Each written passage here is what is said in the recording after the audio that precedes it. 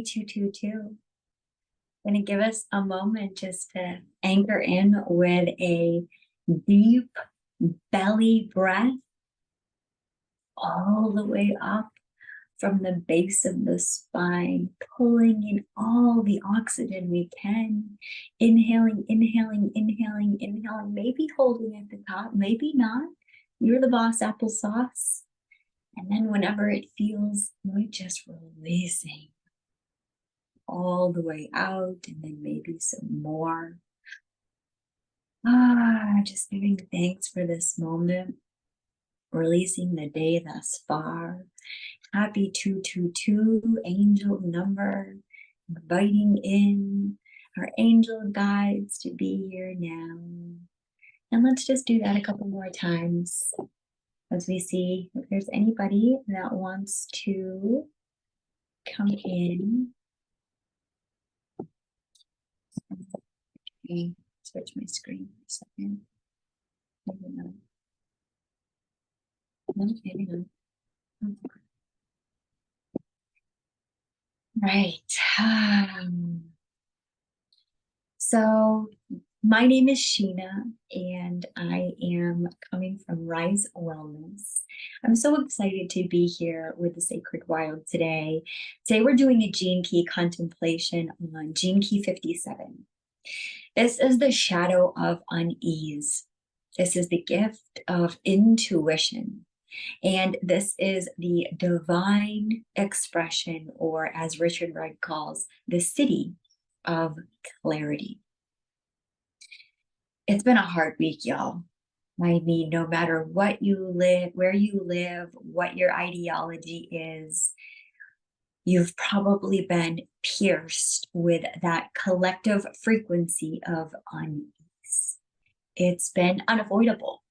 And sometimes it even kind of gets me in a certain kind of way when I realize, like, you can create this illusion, this feeling of safety and security through creating this bubble.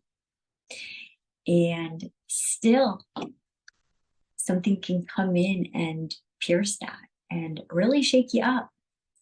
And so this war with Israel and Palestine has very much shaken me up, and my human self and my spirit self has been navigating a lot of big emotions and giving myself a lot of permission to slow down and be with what is, without trying to hurry it along to be with what I want it to be with what's on the other side of what is, but rather just truly slowing down and being with what is.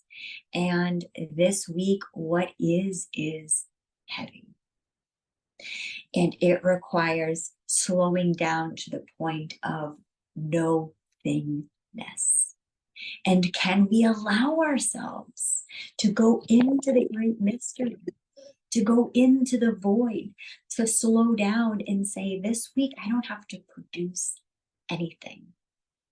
This week, I just be with my emotions, and I give them time and space to exist. And maybe that looks like a bubble bath, or maybe that looks like a really beautiful, nourishing meal. Or maybe that looks like getting together with a friend and just talking about things. Or maybe that looks like getting out into nature. But right now, we are really being asked to be with what is and allowing it to be the most sacred thing.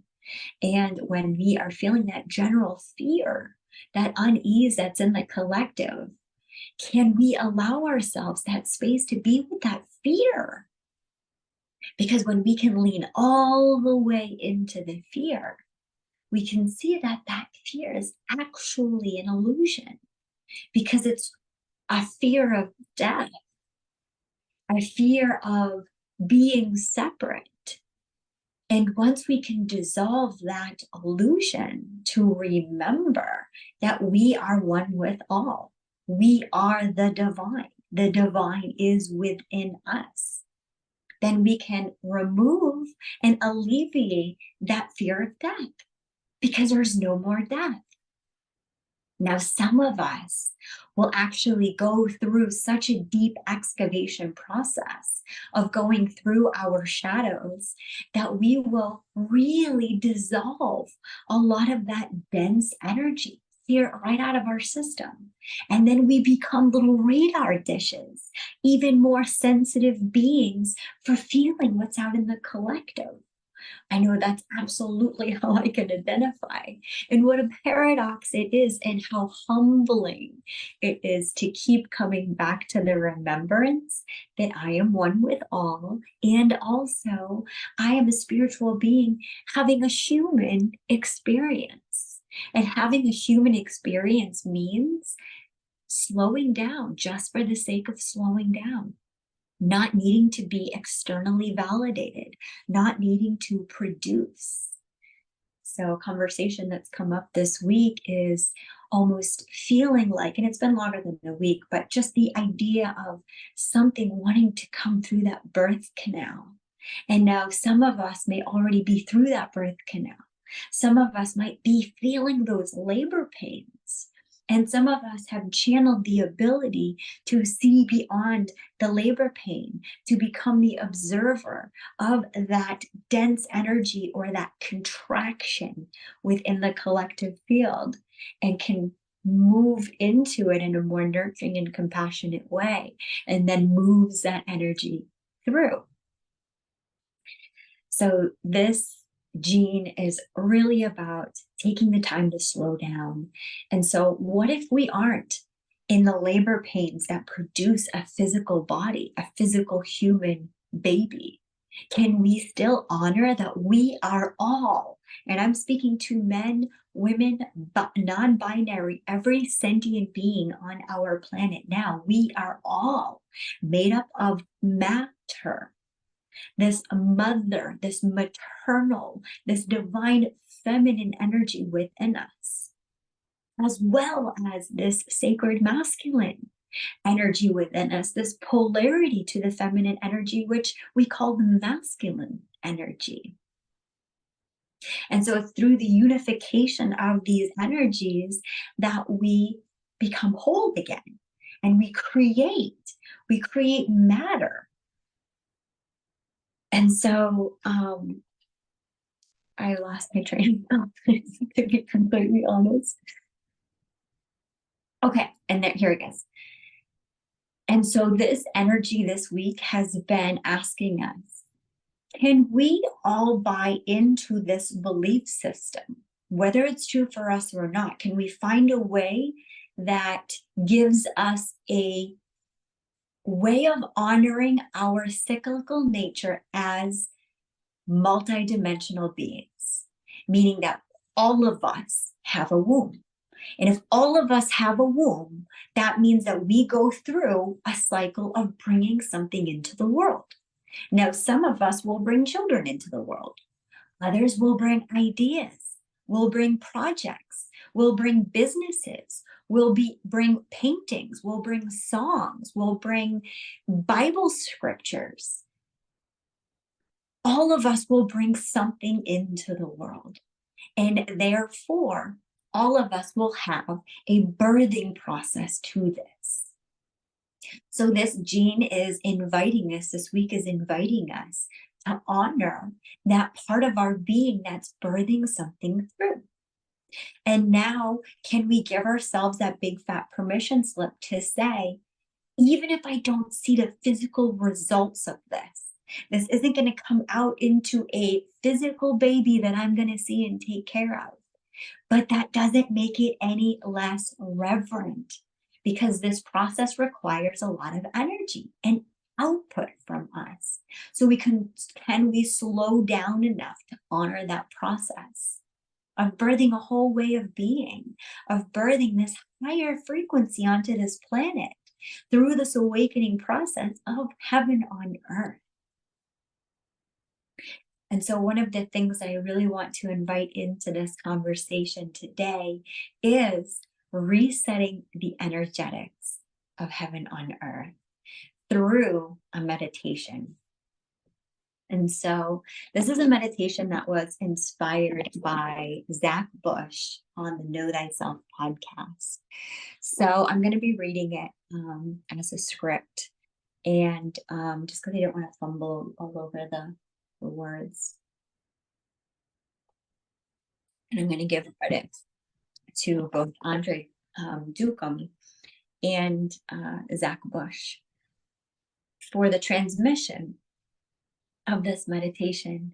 And, I kind of pieced it together in my own way, but I think it's really beautiful for us to call back our own truth, our own inner remembering that we are all connected to Source.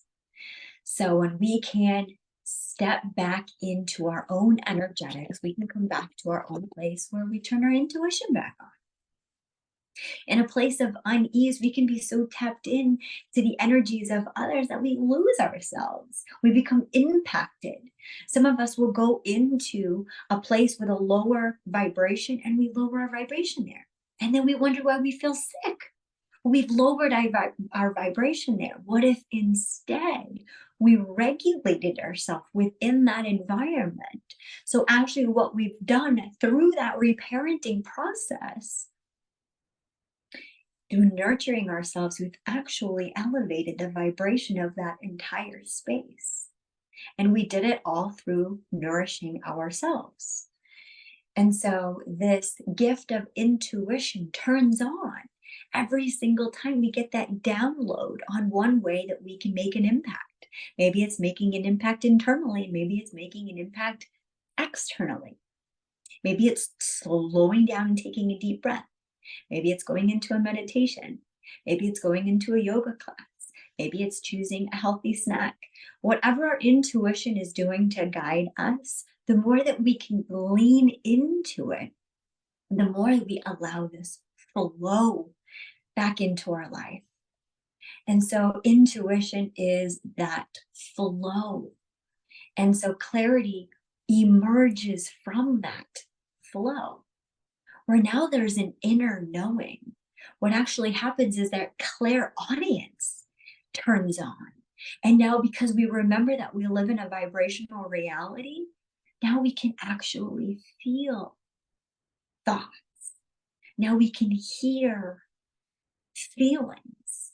And now we can intuit things where our body just somatically remembers. We carry all of this truth within our human body.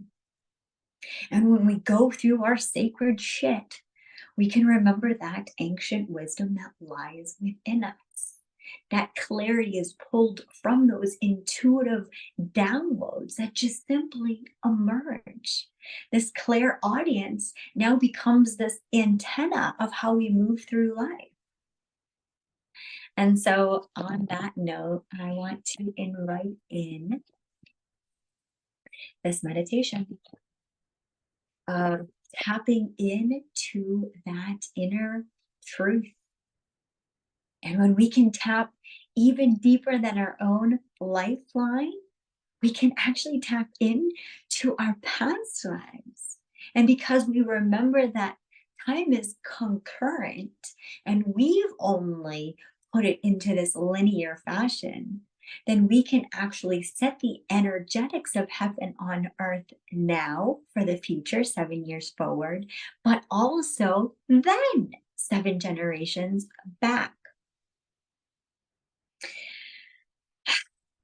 So let's remember heaven on earth. Let's remember the lifetimes that we had of ecstatic bliss, of telepathic communication, of connecting with the earth, of being one with all, of being in our Buddhic causal body, this energetic resonance of universal field of love.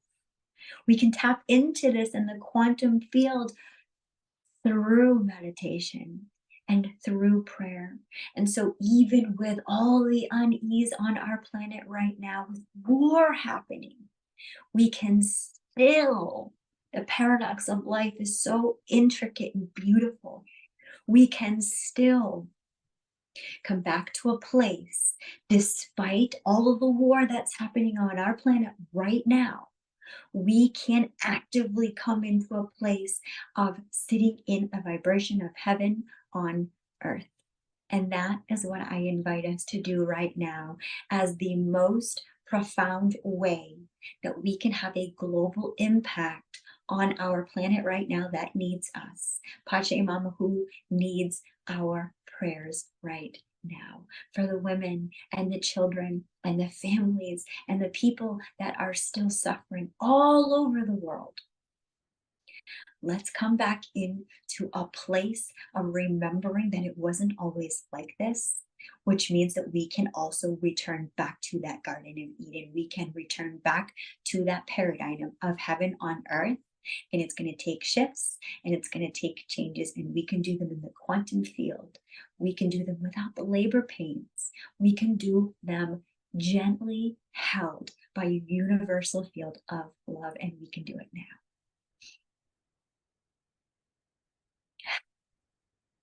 Deep breath.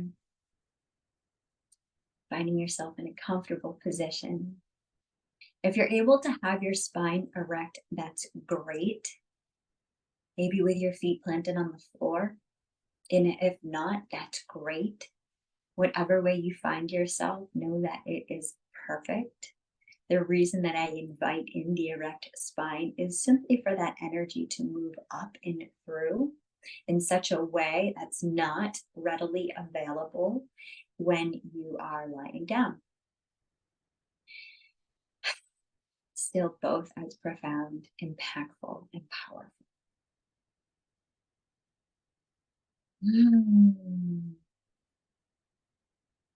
Today, I want to invite you into the experience of becoming overwhelmed by the beauty of life. Because if you can be overwhelmed by beauty, then I believe that you are living life to the fullest. To be overwhelmed, you have to be aware. You have to be present. Too many of us believe that we're overwhelmed right now, but we're not. Often there's too much stagnancy in the human being, disconnected from source to actually be overwhelmed. Today, the overwhelm I am inviting you into is becoming so aware that it erases the E of every story ever heard before. And so this is our invitation.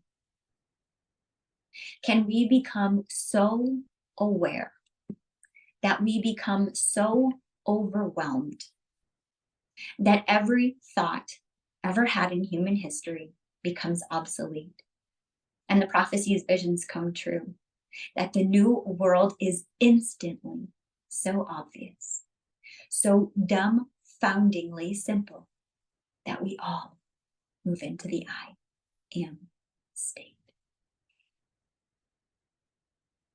I am valuable. I am beautiful. I am vibrant. I am light. And I can transmit the vibration of love as long as I'm aware of the beauty. And I could not be more excited that you are with me today, setting a new vibration in motion, sharing a new space that a new dream would be had, a new narrative would spring forth. And so I commend you. And I'm so thankful for you showing up today so that we could gather around the metaphorical fire together and create space held between souls. I hope that in a few decades that we are all sitting around a fire out in nature, laughing together over the simplicity of the life that emerged from the chaos of a disconnected humanity and the speed at which it all healed. How at the last moment, At the last step of biology on our planet, we suddenly took a step back from the cliff edge and we ran into a new field of flowers that are blooming in colors that we had never even imagined before. Because the new genetics of the new earth are even more vibrant than the last.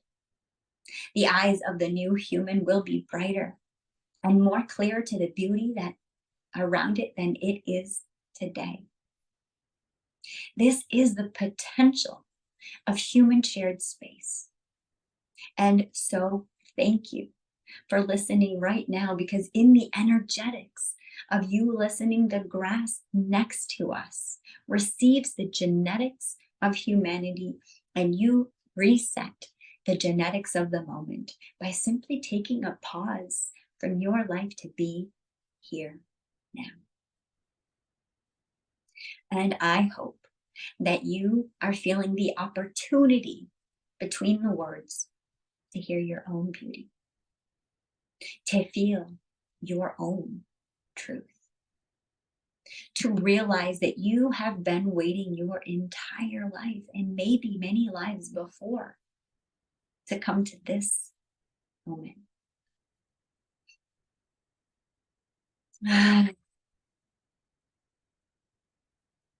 And you can feel in you a massive exhale. My goddess, I don't have to run for some abstract horizon anymore. We've arrived, people. We got to the end point of an egoic human journey. The epoch comes to a close. Close your eyes and rest. Feel your toes. They're down there somewhere. Start to connect your toes to the top of your head so that they might hear the expression of the original math of your body. Wiggle your toes, and if that makes you realize that they're trapped in shoes, then take off your shoes. Bend your feet and get that plantar fascia pumping, that massive movement in the lymphatics. All of the toxins that you've consumed have been settled by gravity at the base of your spine. And then now get down into your toes. Let's mobilize all of that. Get that stagnancy down. Ooh, spiral your ankles. Doesn't that feel good to feel so much aliveness in your feet? Now move on to your ankles. Let's get that going.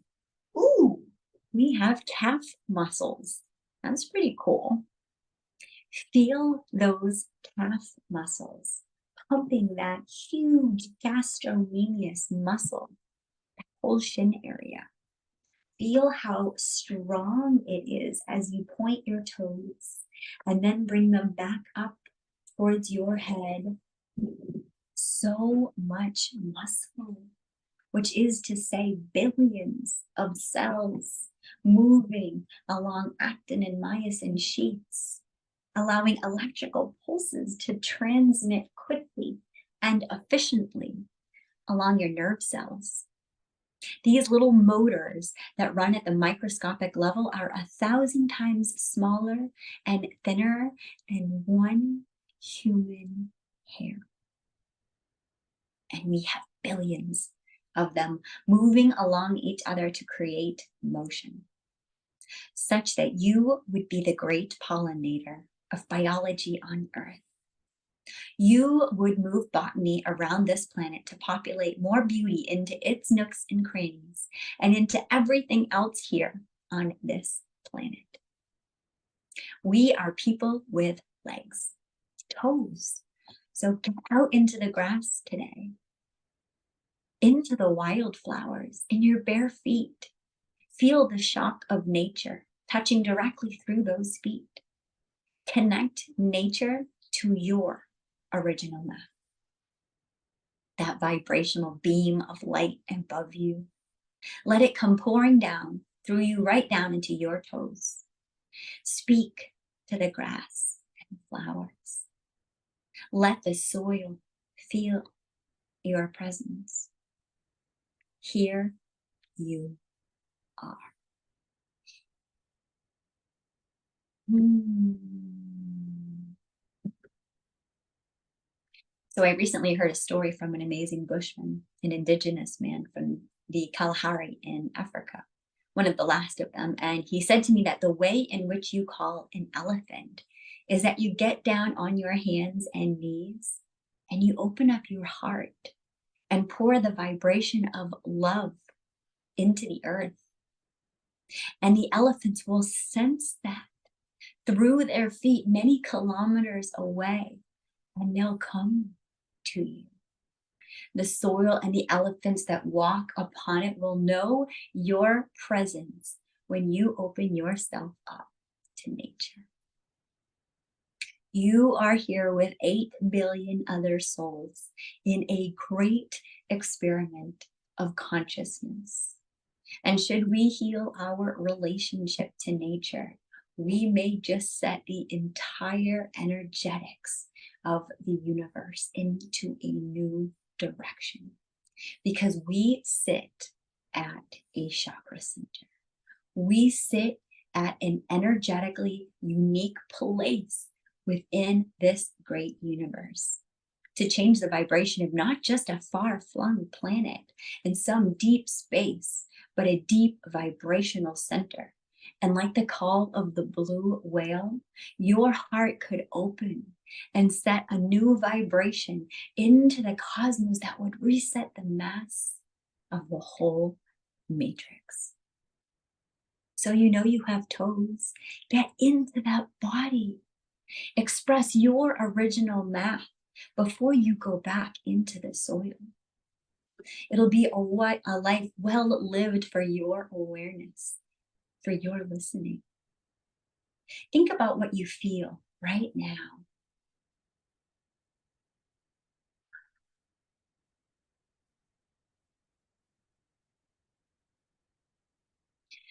Maybe it's a deep presence and an interconnectedness to everyone and everything. Maybe it's a deep sense of purpose and clarity and knowing that there's hope. It is possible that we can make the healing shift on our planet a living reality, that it is so possible.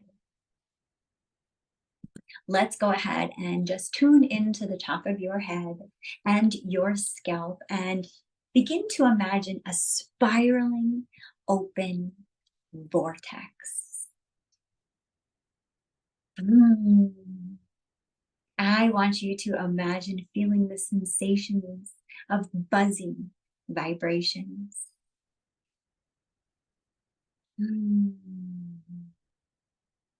Now let's drop behind your forehead and begin to feel a deep gravitational power and a capacity to know all things.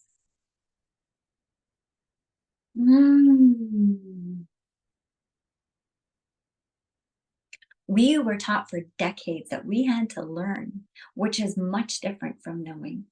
We are connected to all knowingness, all information. The universe is at play in this atomic space that we call a human psyche. We have access to all the knowing. So let's now drift a little bit further behind your eyes.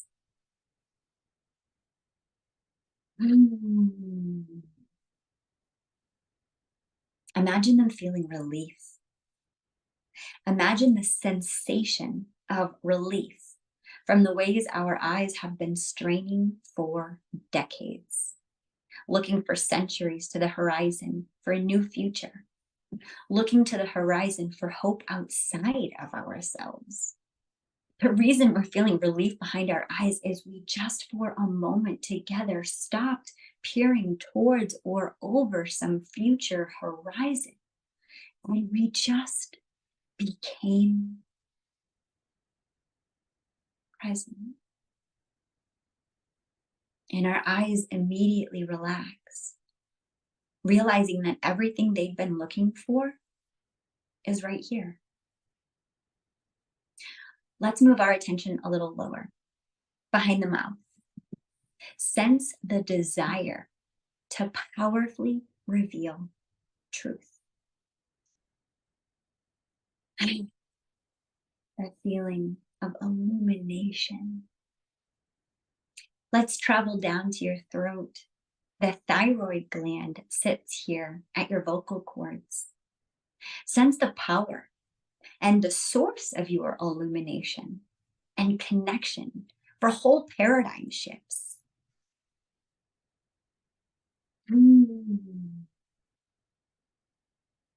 Sense this powerful source from within.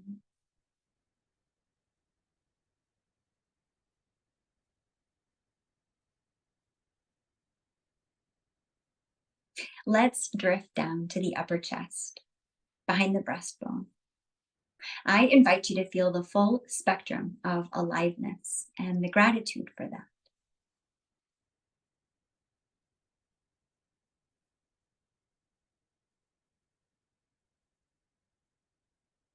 Now let's drift down to the diaphragm, the base of the lungs. I want you to feel the deep integration possibility for wholeness, love, connectedness throughout your whole being, and the potential for release with every exhale.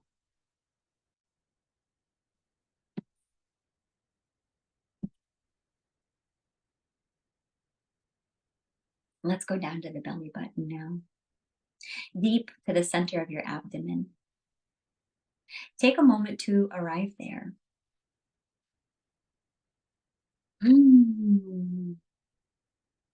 Feel a deep potential to be actualized. Feel a deep sense of divine will and knowing. I have the power to change worlds.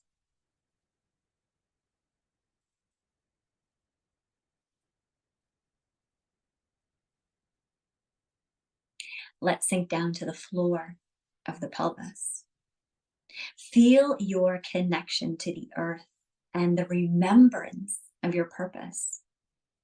Feel your gratitude for this human experience, that we are here to taste the full spectrum of this human body and spirit.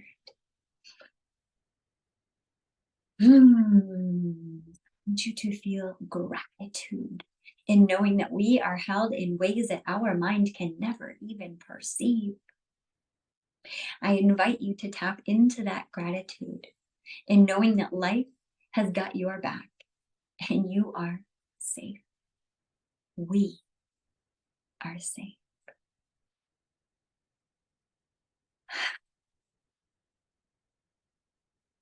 I always pull a card before these, and of course, the card I pulled was intuition. Said each person's road to the inner Lord is extraordinary and personal. How liberating to listen inside and sense moment to moment what's needed. We are safe. So let's jump down to our feet and our toes. What do we sense and appreciate for the gift that's been given? To feel, to walk, and to have sensation. To be the change, to walk the walk. And it is through that embodiment that true change can be reflected in our external reality. So with our eyes closed, we're going to look back up to the pelvis from those feet. Imagine now your mind's eye traveling back up the pelvis. It actually looks like a radar dish. It's at the base of your torso, the foundation of your energetic center. And that's called the Dantian in Chinese medicine. These energy centers in your body, this radar dish. Float up there, still looking up towards the head, and lay down like a hammock on the floor of your own pelvis and look upwards. As you look up to your own torso, through the chest, up towards the neck, I'm going to take you through what you're seeing here. Can you imagine that bright light spot up in the center of your head? That bright spot is this very strange structure that functions as a lens of a film projector, a movie projector. The lens sits up there, and that bright light is this light of the movie shining down right at you. You're actually laying down in the hammock of the screen, which that movie is projected. That lens is called a pineal gland, and it's centering this beam of light coming down, an organized, energetic expression of the infinite that animates your biology is now beaming down through that pineal gland and then projecting out to fill the entire pelvis by how much you lay. And now this film is now playing on you. And this radar dish is shaped just perfectly to now project that tiny little beam that's now expanded to hit the pelvis straight up in this perfect cylinder through your being. Your physical embodiment is now fully encased in this film that's being projected up, which your biology lined up to in the womb. As they are now in the light form, interacting with a column of water that is your biology. And the water is lit up by this story, this narrative, this original math coming through, beaming now as you lay in the hammock looking up to your body picture where that beam is now narrowing, looking at each rib section. Almost like flying buttress has come up and created this cathedral-like environment, this temple of your torso. This vibration is filled with this whole light and show of your original story that's playing out in your biology right now in this lifetime. And it projects up, and look how each rib gets narrower and narrower. The cylinder gets narrower and narrower as it comes up towards your neck. It's like looking into the mouth of a megaphone. It's getting narrower and narrower than the last rib sitting right at the top of your chest, right at the top of your rib cage. It's narrower than your neck, and it now has focused that beam of light right down into that small beam, shooting up that last rib cage now. Having echoed through the walls and the ceilings of your cathedral, this light has now tightened back and moves through a very odd structure. It looks like a horseshoe floating in the middle of the neck. It's the strangest bone in the body. Until you look at biology through the form of light, you'll never understand it. And that cylinder of light now has tightened into a certain space, shoots through the horseshoe. It looks like a wishbone in the neck, just above the thyroid gland. It's called the hyoid bone, and it's unique because it doesn't have a joint to connect to, or any other bone. It just floats instead in the middle of the fifth chakra, the fifth energy center of the body in which we communicate, our throat chakra, which means that this perpetual eon old information coming through this movie screen has the potential at the last moment before it projects out into the world to be tuned by you. Your human vessel is allowed to shift the vibration of your narrative.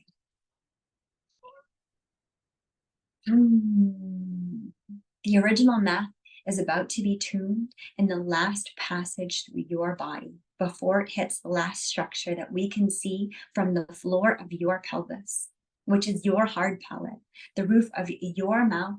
As you look up from your hammock of your pelvis, you look up through there and oh my goddess, the thing from that angle looks like a ski jump. It takes this vertical cylinder of light and suddenly puts it horizontal, and it comes shooting out of your mouth. A beam of truth, a beam of original math, a beam of original content coming into the face of your lover across the table, or a child sitting on the other side of that meadow. Your biology was uniquely devised to allow for a perfect projection of an eternal energy, infinite in its nature, projecting into a finite moment that you would call a human body. It was designed to be heard, and that's 8 billion that have shown up right now to express something. Express something, of course, of love, of beauty. So welcome to your body. Welcome to the expression of your infinite self.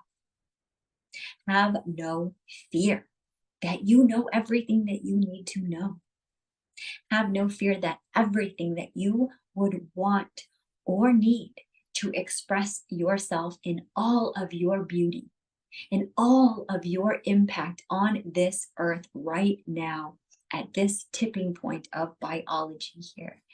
Everything that you would want or need or even imagine will come to that gravitational center that we experience behind the eyes, and we will fully illuminate that potential that we felt behind the mouth as the hyoid bone changes its position, floating in your neck. It is the emotions of the moment that will ultimately shape the original math into a coherent narrative or story of who you are and why you're here. And so, what emotion are you going to allow to be your final arbiter of truth? Which emotion will you let bend your message, your song? Will you let fear bend your tune to hurt somebody and not let them near you again? Will you let shame bend your song once more so that you would diminish your role in the symphony? Or will you let joy and laughter ignite your song into something so infectious that the next pandemic can't be stopped? A pandemic of joy, a pandemic of possibility, a pandemic of laughter, a pandemic of hugs. We are so damn close to this new expression of humanity. And I am so glad that you showed up right here, right now, to be a part of that. I am humbled to be among you. My prayer as you start to begin wiggling your hands and your toes and slowly come back into your body, that you walk in the knowing that you are here for a very special reason. You have been chosen to love yourself so well that you show others just how to do it. You have been chosen to walk the beauty way on this earth and awaken humanity into their remembrance that this is heaven on earth. At last, it is heaven at last. We leave here today heart-centered beings, leading with grace, stepping fully into our chosen missions. It is our sacred responsibility to show others our unique flavor of beauty and to honor others while they express theirs. Thank you for sharing your beauty. Thank you for allowing me to share mine. I love you. Namaste.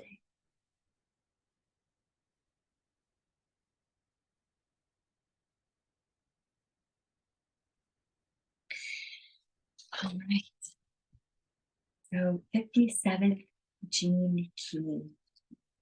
One thing that's really important to think about with this particular gene key is this is part of our gestation process. This fear that we actually inherit, this fear comes through the first 9 months of that gestation process in our mother's womb.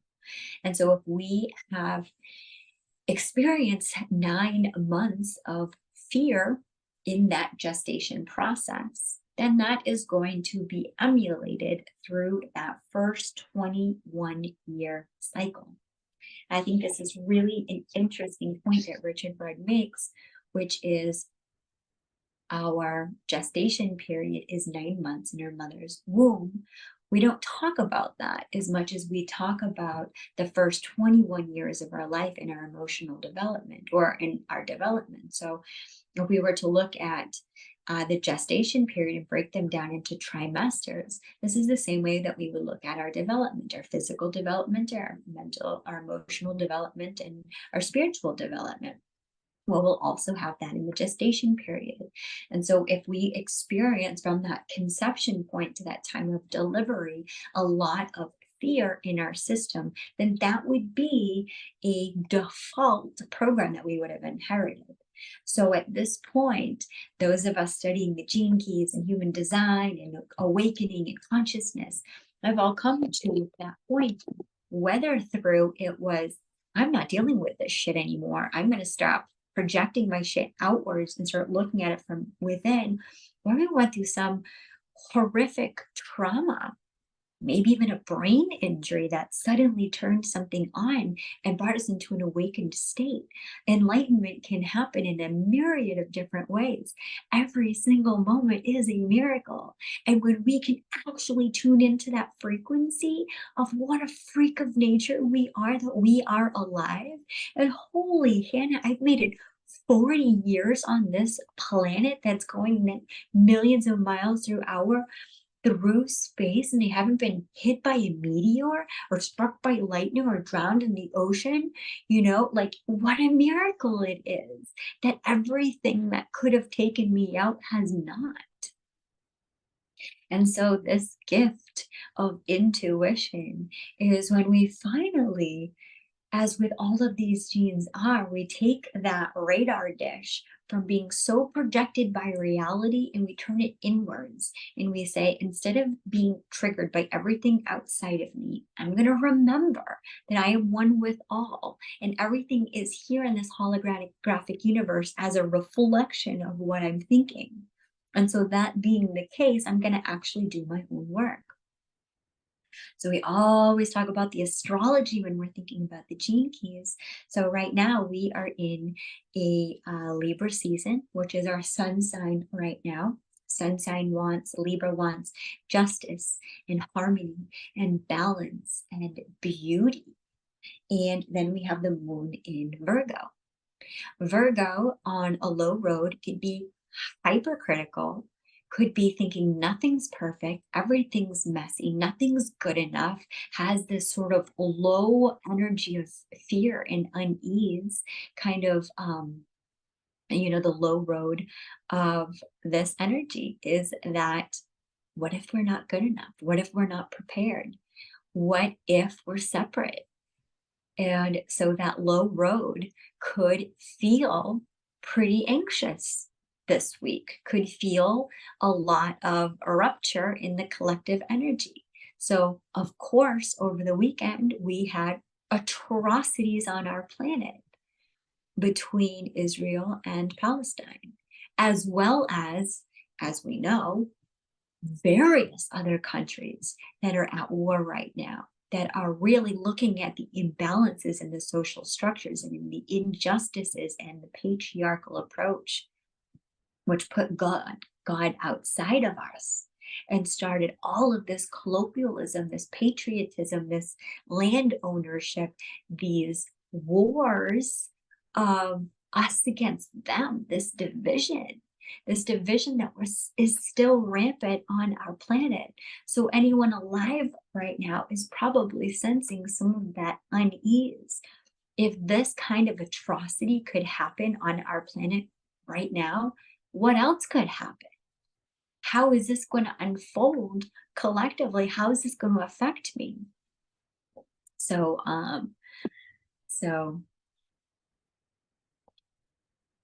we actually have we're in an HOA where we live here. And my partner and I were just having a conversation because there's a thread now, a messaging on Facebook Messenger with our neighborhood on what's our plan of action, what's our game plan, what kind of supplies do we have, how are we preparing for war, essentially. How are we going to band together and unite forces? And there's just a lot of fear mongering out there. And in this paradoxical universe that we live in, how can we hold place for fear while simultaneously holding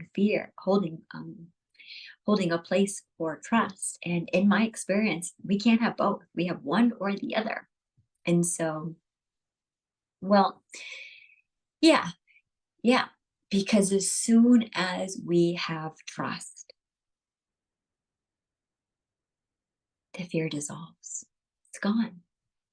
The fear is that intuitive radar dish saying, notice that there's something going on, and how can you slow down and take care of yourself so that you can think practically and resourcefully and work through no matter what it is.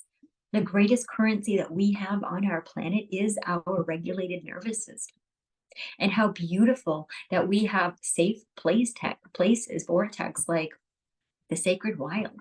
Thank you, Jen Morales, for seeing how sacred it is to have sacred places to drop in, to feel, to be with what is, to allow ourselves to connect in this little place that says, I can't bypass that an atrocity happened on this planet. And simultaneously, I'm not going to perpetuate a victim story and create a loop pattern of low vibrational fear where I'm not getting anything done because I'm too burdened by the anxiety that I'm feeling on our planet. So there's a fine balance between, honoring that deep desire for rest and also not giving into fear. And so I believe that as soon as I tap into my own heart, tap into that intuition to say, okay, I feel the fear, but how can I lean into it? How can I intuit through it? And how can I let it be my guiding post? So with that fear, I'm going to come online and, share an oracle reading. I'm going to go online and join an oracling call. So I'm so grateful for sisterhood. And one of the other sisterhoods that Jen and I are a part of is the Orgasmic Oracle Mystery School with Reverend Brianna Lynn. She, I think, has done a really fantastic job of shedding some awareness with some education and background on what's happening on our planet from a non-binary place, that it's not this is right and this is wrong. And I believe these people and these people, deserve, quote unquote, something. And so that's been another safe little vortex place, and one that I encourage anybody that's feeling really impacted by what's going on the planet right now to look into. You can find her on Instagram at Rev Brianna Lynn, and she just had a live with Blue from the Deja Blue podcast and the Forest and Sisterhood as well, just really sharing about let's come together in prayer in a good way. And so that's a lot of the, prayer behind today's call is really just how can we anchor in this place of acceptance in what is, even when what is hard, accepting that some days are hard. It's a lot easier when we can stop judging that every day is supposed to be sunshine and rainbows, but we can honor the true cyclical nature of our multidimensional beings. So again, this means really honoring that full birthing process, meaning that in order to transmute this transformational energy, is grief into rebirth means you got to go all the way into the cycle. So this agitation this week, what is provoking you? What's pissing you off? What is actually causing you that agitation, that unrest? Is it traffic? Is it something going on with your spouse? Is it something going on with your children? Is it something going on with your school? Is something going on with your work? Like, how can you get curious about it? What's the fear within it? How can you deeply look and see what is here for me to learn from? Our anxiety is caused by our human mind, asking where in the world is our species going from here? Some of us, myself included, can remember a time before we had this skin suit, this flesh suit. And in this time, we were telepathic. We were in Garden of Eden. We were in this place of like beauty and abundance and prosperity, living with in connection with the land. And then something shifted. And we might say that this mythology of, Eve eating the apple might be that. Zach Bush talks about the idea of there being something that we ingest on our planet that creates this forgetting. I have friends that have populated the idea of the soil turns on us. The soil has this energetic frequency that, goes against us. So whatever your belief system is, it's interesting to start to get a little bit more curious about where did your fear start stemming from? When you get into a fear state, is there someone that you're modeling this after? For example, there might be a glamour to fear for you because there might be like a victim complex that you don't even realize that you're still creating this victim loop around this karmic pattern that you adopted by people that modeled that behavior of being a victim is somehow a way that we connect with others. This damsel in distress, this Disney programming that someone's going to save me, someone's going to save me from myself and get me out of my own misery. And so it's interesting for us to just get curious about our fear and detect where it's really coming from. And not in a place of judging our mom, because in some capacity, we all signed up for this. We all chose this curriculum for better or for worse. And so how can we be really gentle with ourselves as we go through this process of reparenting? Because in some ways, Richard Rudd says our fetus is what interprets our frequency by looking at those first 3 trimesters to see how are we navigating the world while we're in here. This is our interpretation of how safe the world is. He calls our intuition the most powerful inner compass that we have. Our intuition is here to listen and receive.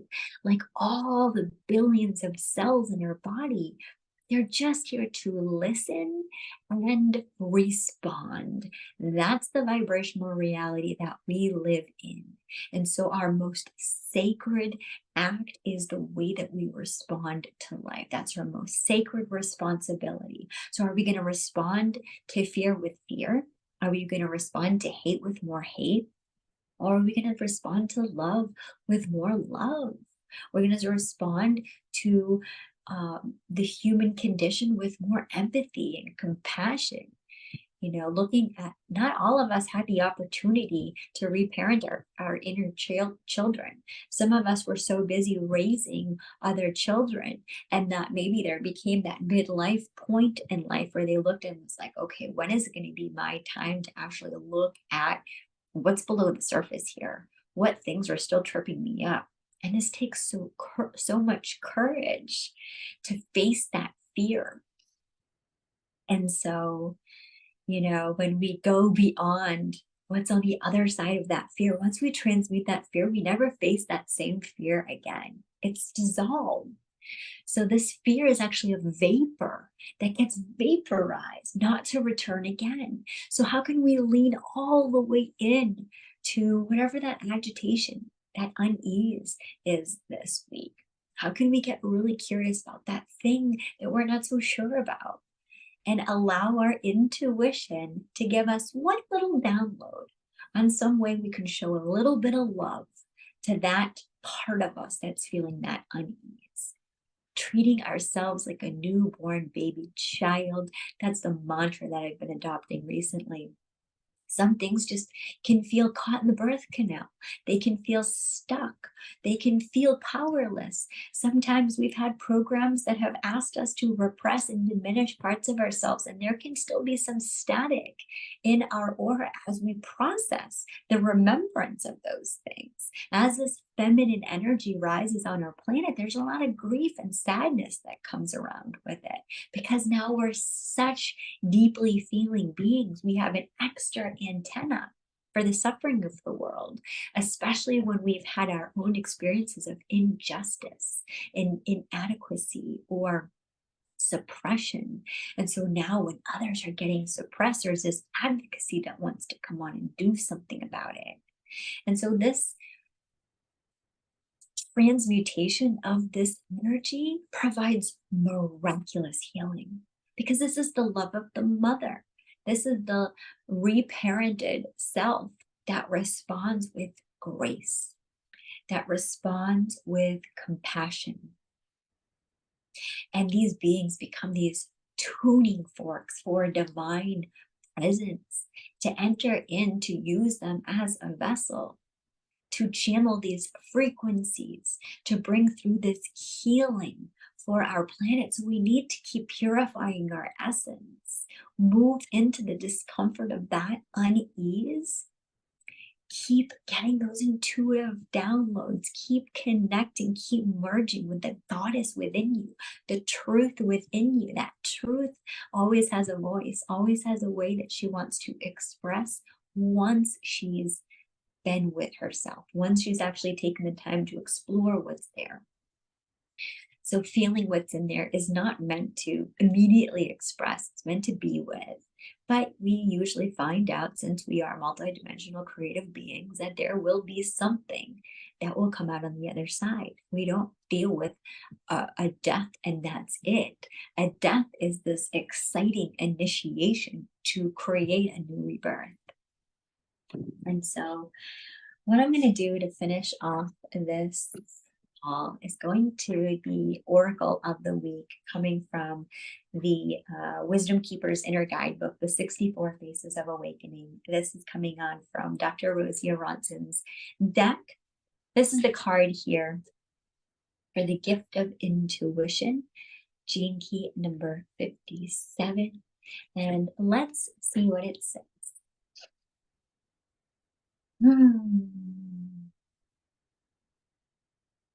Every time you trust in your intuition or make a decision based on it, you raise the frequency of your whole aura.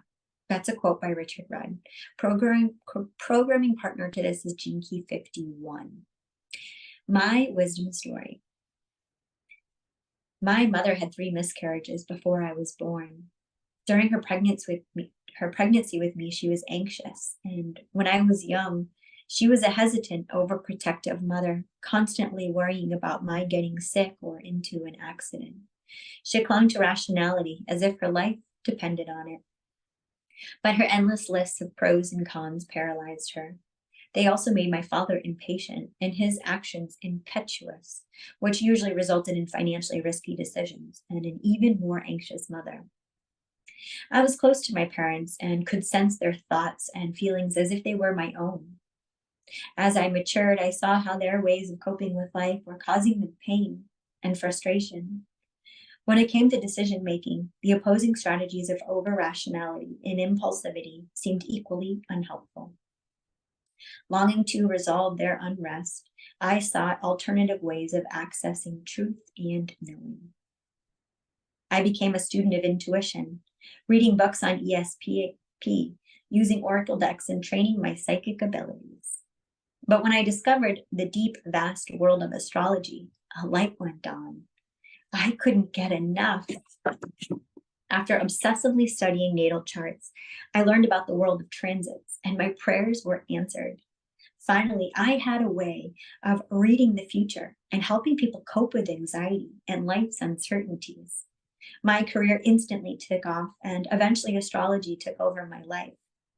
To do anything or guide anyone, I needed the stars' blessing. I became attached to the money, status, and security brought by my success, and over time, I became increasingly paranoid and out of touch with my intuition. When I dismissed my own hunches about my beloved mother's health because the stars said otherwise, and she got sick, I was overwhelmed with shame and guilt. How could I have drifted so far from my own inner knowing? That's when it hit me. Life was uncertain. No matter how skilled I was or how accurate astrology was, I could not control life or rescue the people I loved from the unknown. For 5 years, I didn't track a single transit. I learned to face and fully feel the pain and beauty of uncertainty. Now I use my intuition and astrological tools from a place of love and playfulness, not fear. And I'm finally at ease. My gift to you, I come to remind you of that still voice within that connects you to all of life. Your intuition is one of your greatest gifts. Trust it. We live in a world that's obsessed with reason. There's so much emphasis on exploring and conquering the mind, but you have the ability to experience true knowing.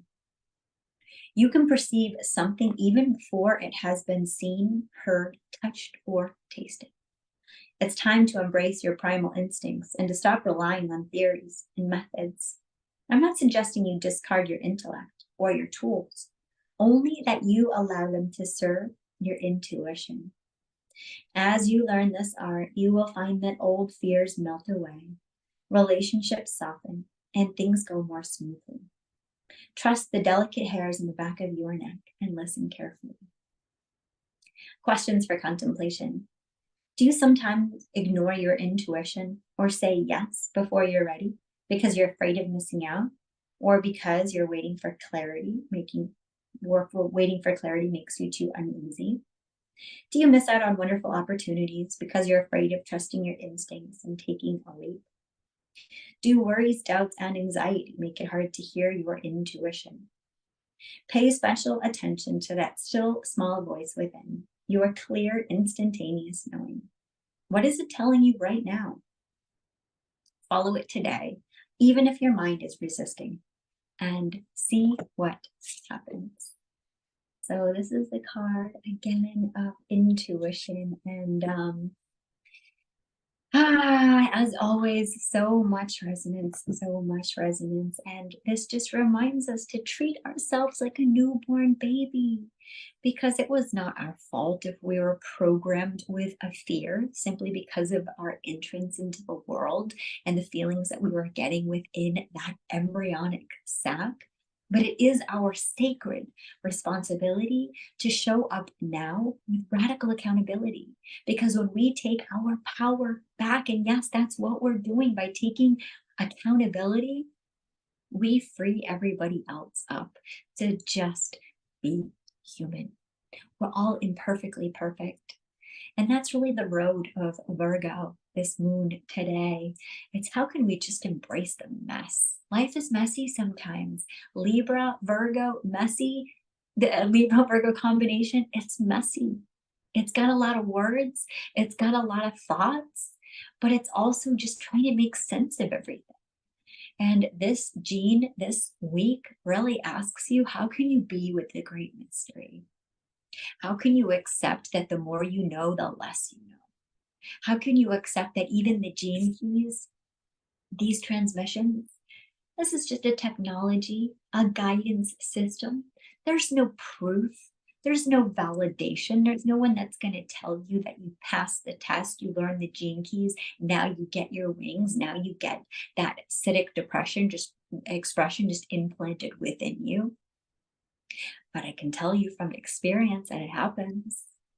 And today I was reflecting in my time hop. I had a memory come up about the gene keys and looking at where I was 2 years ago with looking at the gene keys and how many lifetimes it feels like I've lived since making the gene keys a part of my daily devotion. And for me, it has been since the day I came into it. Also had that deep, deep connection with astrology, and that time that some of my most powerful downloads have come when I've taken a break, when I've actually said it's beautiful to absorb and ingest so much information, and also it's beautiful not to.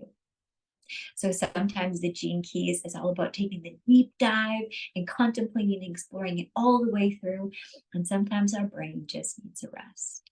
And one of the downloads I've been getting this week is just really resting like it's our job. And that's what this week invites you to do. With so much chaos happening on our planet right now, how can you rest like it's your job? How can you treat your rest like the most important thing, even if the only thing that you are birthing through is life force energy? How can you treat that like the most important thing? Because that is what it is. It's life force energy that you are birthing through when you can take the time to rest. Through that rest comes miraculous healing. And I invite that for all of you. Happy 333, magic number. A great time for us just to drop in with one last deep conscious breath. Maybe set an intention for something that we want to call in. Maybe some way that we're going to nurture ourselves.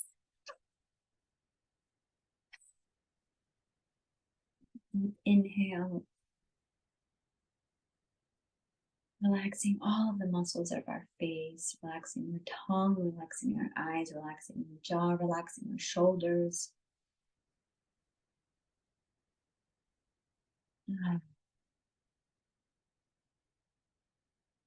Exhaling, deep, deep release, letting something go, letting something go to relax even more. I love you. Namaste.